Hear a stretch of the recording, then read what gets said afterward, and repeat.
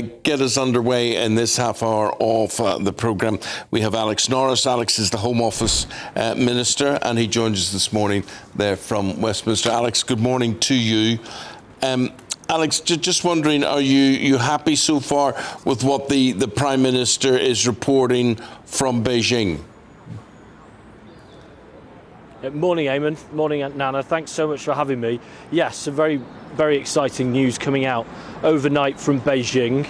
You know, viewers may not know, but of the boat crossings that came across the channel last year, in over 60% of those cases, the engines used were manufactured in China. So we're working towards an agreement between our two governments for our security and intelligence services to work together to disrupt that flow for when those parts are being used illegally. So very, very important. Of course, there are other issues relating to fraud, illicit finance, whiskey tariffs, visas on travel, all being discussed. And I think viewers will be seeing some very interesting and exciting news coming out over the next hours and days ahead. Alex, sorry, Nana. I just have got this boat thing and this engine thing. Alex, if these were all being made and distributed from the one warehouse or factory or whatever, fine. But these could be coming from multiple sources, multiple, and China is a small part of this. They're also getting engines from other parts of the world. I just don't see how we are cutting off the oxygen of supply for engines like this. I just don't see that you'll be able to control this. Well, first of all, Eamon, it's not a small part. It's, as I say, last year, more than 60% of the cases. So clearly China's an important part, a source country. But also we cooperate in exactly the way you say throughout the supply chain, because often the boats are assembled in Asia or in Eastern Europe. So we work with those countries around what's happening. And then they're transited, say, through Germany. And we've worked with them as they've changed their legislation to create offences around this. So it's a full stream approach. But this isn't designed, Eamon, as a silver bullet. You know, I've been on your programme talking about our change to the asylum system, because at the moment we're more attractive than the rest of Europe, so we're changing our rules to make sure that's not the case. I've spoken as well about our work to stop illegal working, which is seen as one of those pull factors to come to this country, our work to remove people who've got no right to be here. It's all of these things together, but this is another very important brick in that wall, so we're really excited to be making the progress that we are. Alex, I don't want to press on the point, but let's be honest, 40%, that means that 60% are made in China, 40% are coming from elsewhere. So this isn't really anything, because all these people will do is simply revert to or get the parts from somewhere else that maybe we haven't got a partnership deal with. Let's be honest, really and seriously, are your party considering quite seriously leaving the ECHR? Because without that, we can't really get rid of anybody who comes to this country at all. Your passwords are your passwords, only for your eyes. But how safe is your phone or laptop or tablet? Well, watch this. I press one button and my phone is now shielded from hackers and prying eyes. ExpressVPN is your protector. Yes, you can protect all your passwords fast across multiple devices with ExpressVPN. Premium, fast, and highly secure. Get big peace of mind for a low cost. Click the link in the description or scan the QR code to get up to 75% off, plus 4 extra months free, all backed by a 30-day money-back guarantee. Protect your online life today.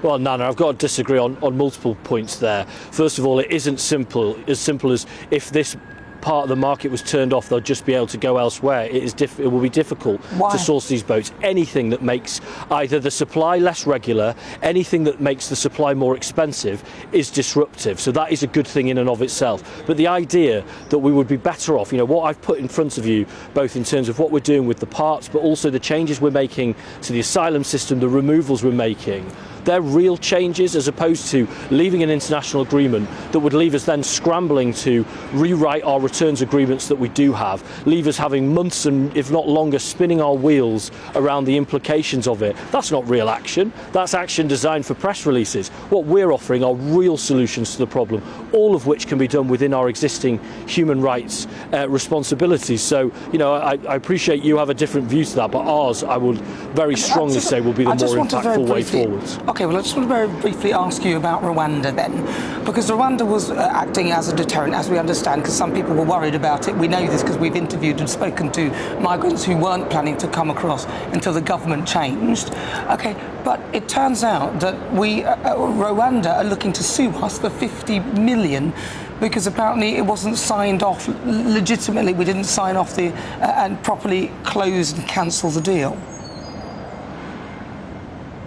No, I don't think your viewers are sat at home thinking Rwanda was an effective deterrent. Well, you between don't know that what they're deal thinking. being signed and that well, indeed, but that's why we're having this conversation. My point would be that between that deal being signed and that deal being ended, more than 80,000 people crossed. So the idea that that was a deterrent, we spent £700 million of public money to send back 4 volunteers. Well, you're about to spend another 50 million because you didn't sign it off properly.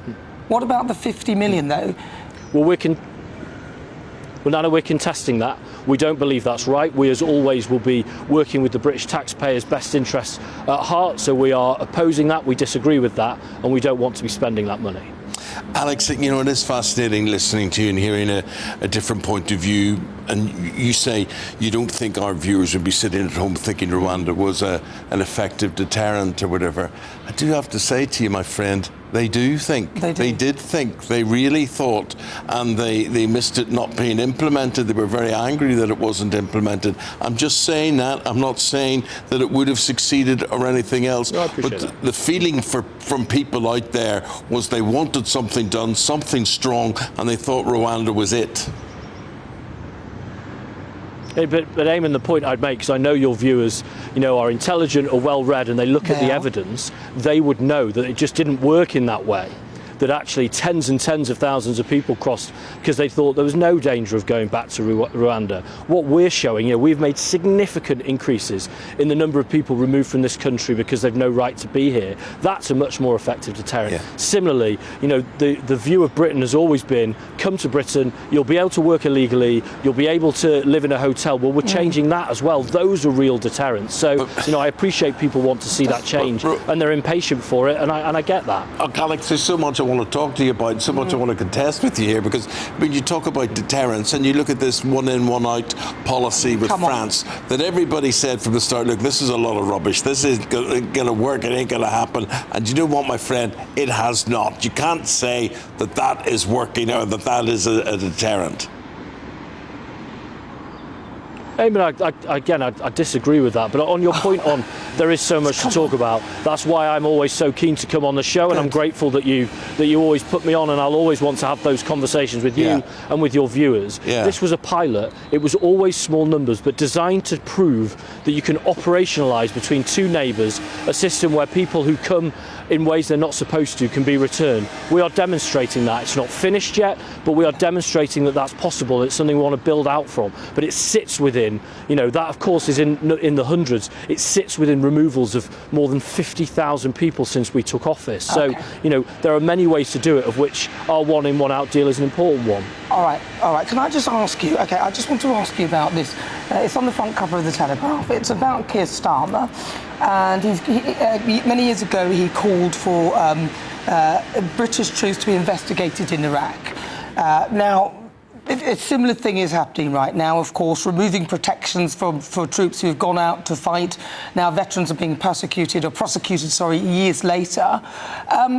A lot of people think that this is very anti-British, and why are we doing this, and how are we going to encourage people to join our armed forces given the environment that we currently are in? No, first of all, on the story you referenced, it's an incredibly selective section of a book where Keir was asked, as a legal expert, as to whether the ECHR could be used in those cases, and he gave his legal opinion. That's not as it's been reported. I would point to Keir's record, as a litigator, as someone who stood up and worked with veterans, but also to your point on, people wanting to join the armed forces. Well, actually, what we saw under the previous government was the armed forces reduced to the smallest number since the Napoleonic Wars. We also saw morale at lowest levels when they were recorded. What we're doing is changing that. We've made huge commitments on defence spending. We want it to be great careers in the armed forces and for people to enjoy their time serving at home and serving abroad, and then to know that after leaving the armed forces, whether it's mental health support, whether it's employment support, whether it's support to reduce the risk of homelessness, they'll get that. And those are changes that this government's brought in. So we want people to join our armed forces. I love that people from my community do so. I think they do us proud and they honour us when they do that. And we want people to want to do that, and that's why we're making the changes we've made. Alex, just finally and briefly, talking about changes, what are the changes that you would like to see, that the government would like to see, that the Prime Minister would like to see about the way we deal with China and how China deals with us? Is this open to a new interpretation? It's about finding balance, the balance that's in the British people's interests. Previously, we've gone from golden ages to ice ages and everything in between. What we want is balance, because there are issues like trade, like tackling organised crime, where cooperating is in the British people's interest, so we'll do that. But there are also times where we have to challenge China, whether that's on issues regarding the repression of the Uyghurs, whether it's the crucial case of Jimmy Lai, a British national wrongly imprisoned who we want to see released. But you can only do that if you're in the room, and that's what the Prime Minister was able to do overnight, because the alternative, which Kemi Badenoch seems to espouse, is instead to isolate ourselves, to just shout on social media. That's not the best way of advancing the British people's interests. That's why we're doing it as we're doing it. Well, Alex Norris, fascinating talking to you today. Alex. Very good, and thanks for your time and your answers this morning. Appreciate it. We'll say goodbye to you.